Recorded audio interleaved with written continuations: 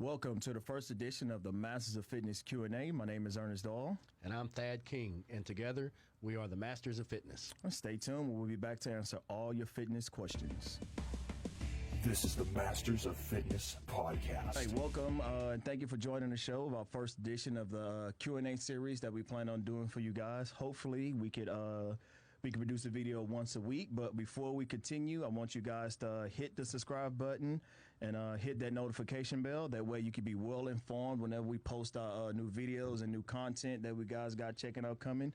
So you can help us get our views up. So do that for your boy. Do that for Masters of Fitness and check us out. Click them buttons. Click those buttons. And what we do, basically the outline of this show, we're going to answer your questions submitted by you, the common people. We're just two guys. This is not medical advice, right, Thad? Are you a doctor? I'm not a doctor. And I'm not a doctor neither. So this is just advice from two regular fitness guys. Yep, we're just speaking from experience mostly. Speaking from experience mostly. A lot of knowledge comes from experience, so don't sleep on that. All right, so simple rules. What we're going to do, we're going to not keep you guys here too long. We got 5 questions, 2 minutes per question, and let's jump right into it. All right. First question was submitted to us from a buddy named Jared Lewis. He asks, how many calories should you consume a day if you're trying to gain mass? Well, that's a good question, Ernest. I would say that you need to make sure you're consuming way more than you're burning. You know, you don't want to be in a deficit. Don't.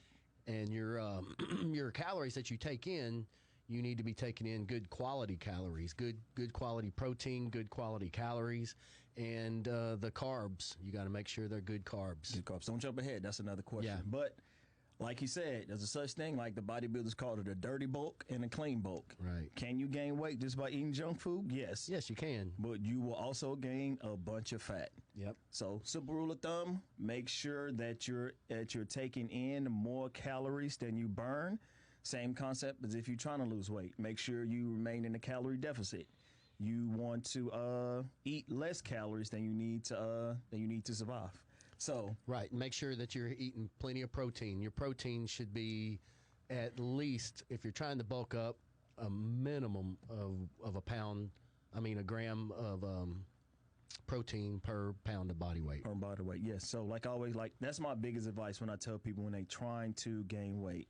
Eat protein, eat quality protein, and cut back on all those unnecessary carbs. So, yep. All right, good answer. So, next question from my brother of mine, good friend John Galvin. He asks, what are some examples of healthy fats and what are some examples of bad carbs? So it's kind of feeding a little bit in from that first question. Yeah. So I'll jump in there. So I'm going to talk about the bad carbs. Bad carbs, simple rule of thumb is what I always like to say, anything that's heavily processed and has added sugar added into it. Would you agree with that, Thad? Oh, yeah, wholeheartedly. Wholeheartedly. Simple rule of thumb. Why do we need to add sugar to fruit cups?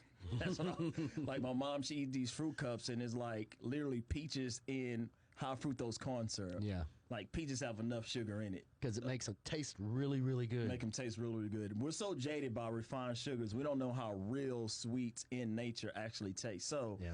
Simple rule of thumb, any carb that has added sugar. Look at your bread. Make sure your bread say whole grain, complex carbohydrates, oatmeals, all those good stuff, whole grain bread, whole wheats, natural, jasmine rice, whole grain rice.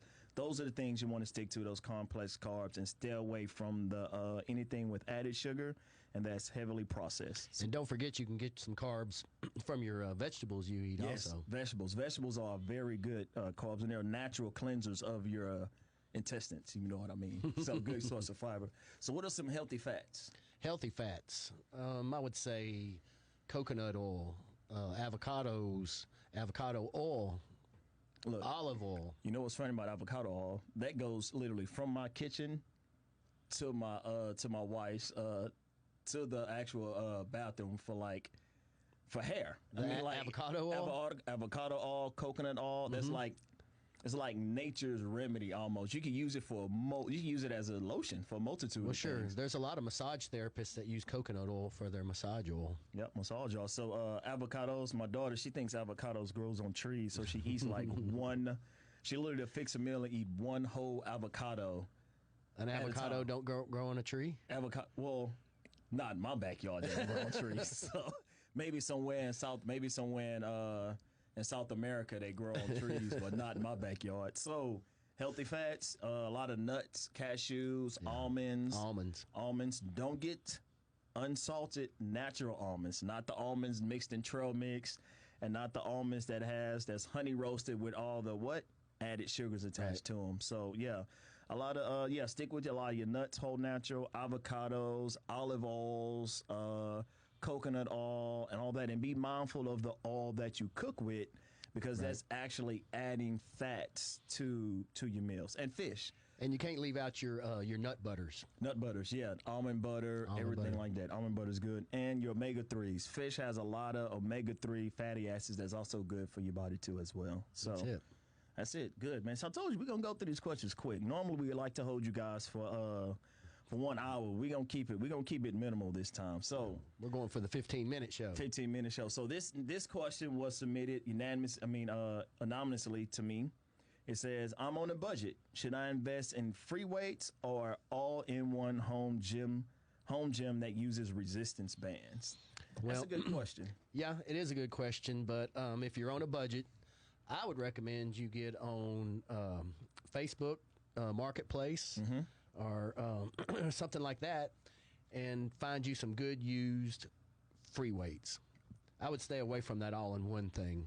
Yeah, and like what we was talking about earlier, the thing about free weights is they're very, very, very versatile. Right. You can do a multitude of things, even if those free weights are dumbbells with a barbell, some kettlebells, any heavy object that you can use. And also Bowflex, if you got the money, they sell the all-in-one. A lot of companies now sell those all-in-one dumbbell sets, which you can actually change the weights and have multiple things in one. Yeah. Trust me, you get the most use out of a set of dumbbells. Not to knock resistance bands, but I figure that system as more of the icing on a cake.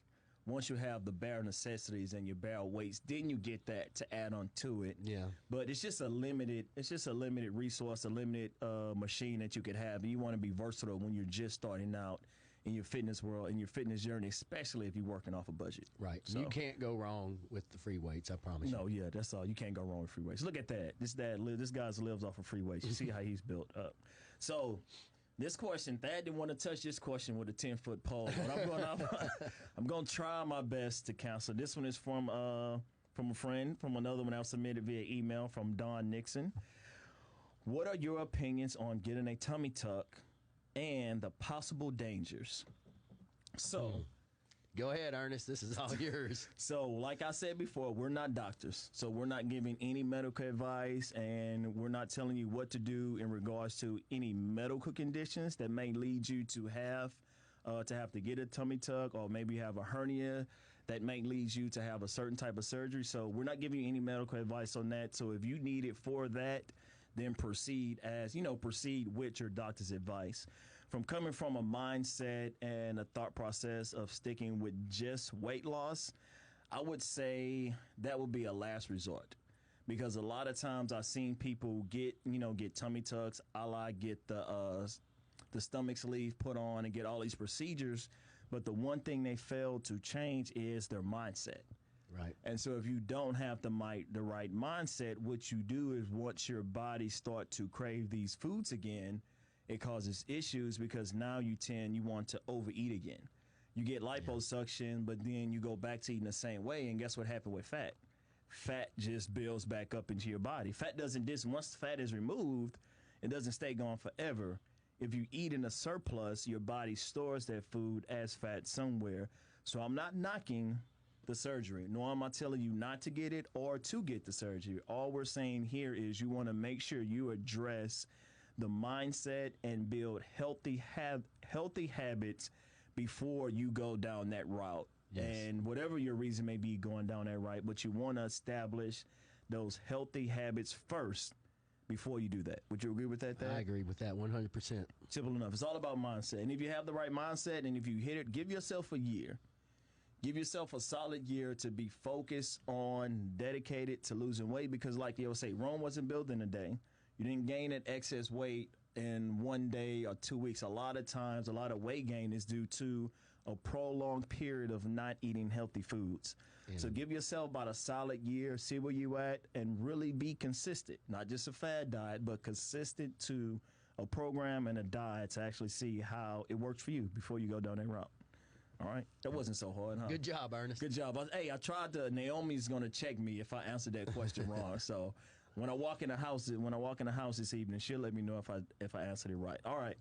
So last question comes from Royce Noseworthy here in Beaumont, Texas. He said, "What are the benefits of intermittent fasting?" Intermittent fasting. You know, I live and die by intermittent fasting. Right. Dad. Right. And this is another one that you could probably answer a little bit better than I can. I've teetered around with intermittent fasting through the years, but I never felt like it was something that was benefiting me. Yeah. Because I'm not the type of person where I put on a lot of weight. You know, I can damn near eat just about what I want and not have to worry about it. So whenever I tried the intermittent fasting, I just didn't feel like I got the benefits from it. Okay, that's fair.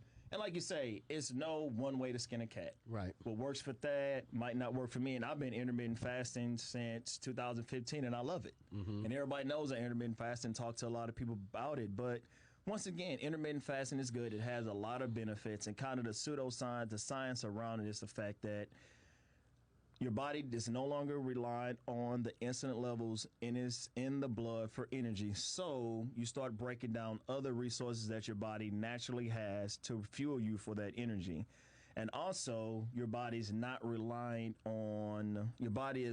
focused so much on digestion. Right. So it's able to focus on a lot of other things like rebuilding brain cells, repairing skin cells. It just kind of gives your body a break and a cleanse from constantly having to digest foods. But like Thad was saying, it's not the end all be all. Because the way a fast works, a fast is the most common fast we'll talk about is a 16-8. Yeah. Which is you fast for 16 hours, you eat for 8 hours. Now, within that 8 hours, if you eat 5,000 calories and you're not doing any cardiovascular or anything to help burn weight, guess what you're going to do? Yeah, you're pissing in the wind. You're pissing in the wind. You're going to gain weight because you're not maintaining a calorie deficit. Where Thad, who may eat his meals when he first wake up and eat his 6 meals a day, is maintaining a calorie deficit. So he's going to lose weight.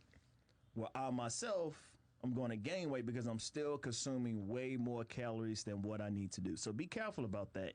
Intermittent fasting is not the end all be all, but it has its great benefits. It does allow me to cheat a little bit more on some of my meals because, you know, it gives you that little bit of edge. To I call it wiggle room. It gives you that wiggle room because now when I eat, I might eat some carbs earlier in the day. My body's completely digested all that before I go eat a whole bunch more carbs. Right. So like I said, it's not the end all be all. It's more than one way to skin a cat. If you're going to do intermittent fasting, I always suggest people try a 12-hour fast for at least 2 months. Because you have to understand, we're programmed from birth to eat the moment that we wake up. Yeah. So you're going to be extremely hungry jumping into a 16-8 fast. I've seen it. Everybody say, oh, yeah, I can do it. No, you can't. Start with a 12-hour fast for a month, then jump to a 16-8 fast. So yeah, go to 12, maybe 14, and then graduate to 16 and work your way up to that. So, all right, well, that's all the questions we have for you guys today. Told you it wasn't going to be a long show, but if you want to submit your questions, you can send us a message on our Facebook page. You can send us a DM at MOF_podcast on IG. Our Facebook page is Masters of Fitness Podcast. Simple enough. And our email address, pay attention to this, is mastersoffit@gmail.com. Why is it mastersoffit@gmail.com? Because somebody stole Masters of Fitness. So if you want to email us your questions, email us at mastersoffit@gmail.com. And once again, don't forget to click that subscribe button. Hit the notification bell and leave us a comment. Leave us a comment on the show, and we'll be glad to answer any questions that you guys have. And thank you for joining the first edition of Master Fitness Q&A. And you can see we're in a new location, new studio with the guys from A to Z Podcast. We'll give you some more. You'll see a little bit more of that, some more details on why we decided to come here. A nice professional environment. These guys got a real good setup over here. So Our shows are going to be getting better and better. Getting better and better. That's the goal. We're trying to get better and better for the new year. And so, so continue to watch our content, continue to join our show, and thank you for watching. Peace.